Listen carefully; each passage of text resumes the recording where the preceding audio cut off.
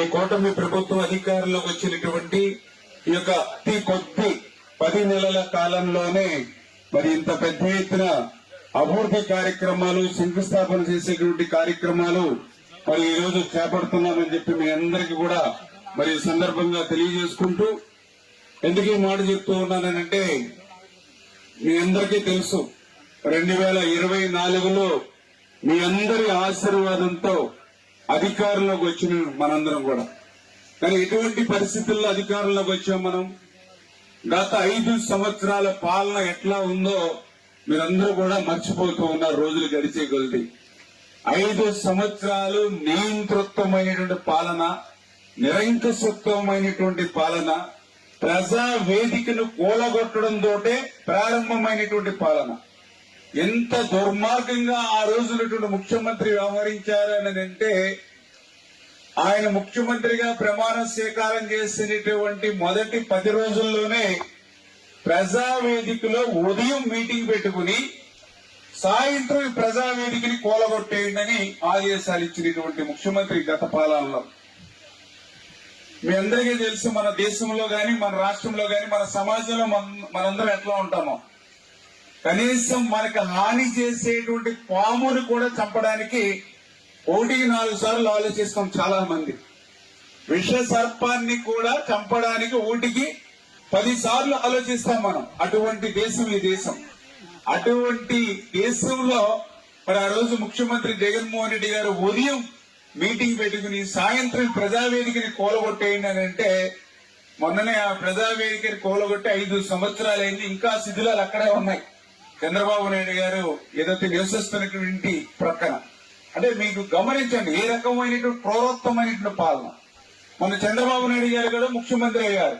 మరి ఈయన ముఖ్యమంత్రిగా ప్రమాణ స్వీకారం చేసిన తర్వాత ఏ పని చేశారు? మొట్టమొదటిసారిగా పోలవరం ప్రాజెక్టుకు వచ్చాడు ఆయన. పోలవరం ప్రాజెక్టుకు వచ్చి మూలన పడిపోయింది. పోలవరం ప్రశ్నార్థకం అయిపోయినటువంటి ప్రాజెక్టుని మళ్లీ వేళ పట్టాలెక్కించి రైతాంగానికి సేవ చేయాలని పోలవరాన్ని వేళ పని పూర్తి చేస్తూ ఉన్నారు. రేపు 2027 డిసెంబర్ కల్లా పూర్తి చేయాలని. మరి ఆయన మొదటి 10 రోజుల్లో ప్రజావేదికని కూలగొడితే, ఈయన మొదటి 10 రోజుల్లోనే పోలవరాన్ని మళ్లీ పట్టాలెక్కించారు. అంటే ఆ ముఖ్యమంత్రికి ఈ ముఖ్యమంత్రికి ఉన్నటువంటి తేడా ఏంటనేది, ఆ విధ్వంసానికి ఈ నిర్మాణానికి ఉన్నటువంటి తేడా ఏంటనేది అదే ఒక ఉదాహరణ మీ అందరికి కూడా. మరి ఆ రోజు సరిగ్గా ఆనందంగా సంతోషంగా మరి నవ్వుకోవడానికి కూడా స్వేచ్ఛ ఉండేది కాదు. కొన్ని బాధ వస్తే కన్నీళ్లు పెట్టుకోవడానికి కూడా స్వేచ్ఛ ఉండేది కాదు ఆ రోజు 5 సంవత్సరాలు. మరి ఈ రోజు ఈ 10 నెలల 12 నెలల్లో చూస్తూ ఉన్నారు ఎంతో స్వేచ్ఛాయుతమైన పాలన, ప్రజాస్వామ్యబద్ధంగా ఈ రోజు పాలన సాగుతున్నటువంటి పరిస్థితి. అందులో భాగంగానే ఈ రోజు పెద్ద ఎత్తున మరి సంక్షేమ కార్యక్రమాలు, పెద్ద ఎత్తున అభివృద్ధి కార్యక్రమాలు ఈ రాష్ట్రంలో జరుగుతూ ఉన్నాయి. మీరు కూడా చూస్తూ ఉన్నారు. అధికారులకు వచ్చిన వెంటనే పింఛన్లు మీ అందరికీ తెలుసు. ఈవేళ 3,000 రూపాయల వృద్ధులు వితంతువుల పింఛను 4,000 రూపాయలకి పెంచిస్తూ ఉన్నాం. 200 రూపాయల పింఛన్ని 2,000 రూపాయలు చేసింది ఎవరు? చంద్రబాబు నాయుడు గారు. 200 రూపాయల పింఛన్ని 2,000 రూపాయలు చేసింది చంద్రబాబు నాయుడు గారు.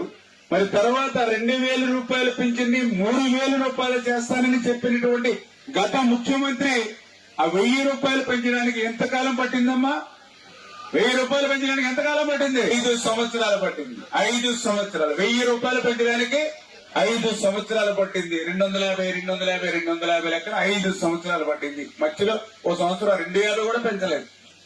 మళ్ళీ మనం వచ్చాం అధికారంలో. మనకి ఎంత సమయం పట్టింది? మొదటి నెల మొదటి తేదీన. అది కూడా ఎక్కడిస్తా ఉన్నాం? మీ గడప దగ్గర ఇస్తూ ఉన్నాం, మీ ఇంటి దగ్గర ఇస్తూ ఉన్నాం. ఆ పింఛను కూడా సాక్షాత్తు రాష్ట్ర ముఖ్యమంత్రి చంద్రబాబు నాయుడు గారు సైతం ఆ పేదవాడి ఇంటికి వెళ్లి ఆ 4,000 రూపాయలు 6,000 రూపాయలు ఆ పింఛను ఇంటి దగ్గర అందజేస్తూ ఉన్నారు.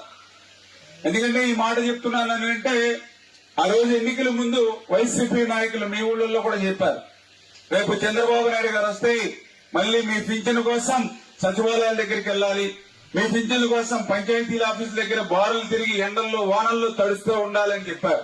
కానీ అవి అబద్ధాలని నీటి మూటలని మనకు అర్థమైంది. అధికారంలోకి వచ్చిన తర్వాత ఎక్కడ తీసుకుంటున్నారు పింఛను? మీరు మీ గడప దగ్గరే తీసుకుంటూ ఉన్నారు. 1వ తేదీ వస్తే పండుగ మాదిరిగా ఉంటుంది ఆంధ్రప్రదేశ్ రాష్ట్రం అంతా.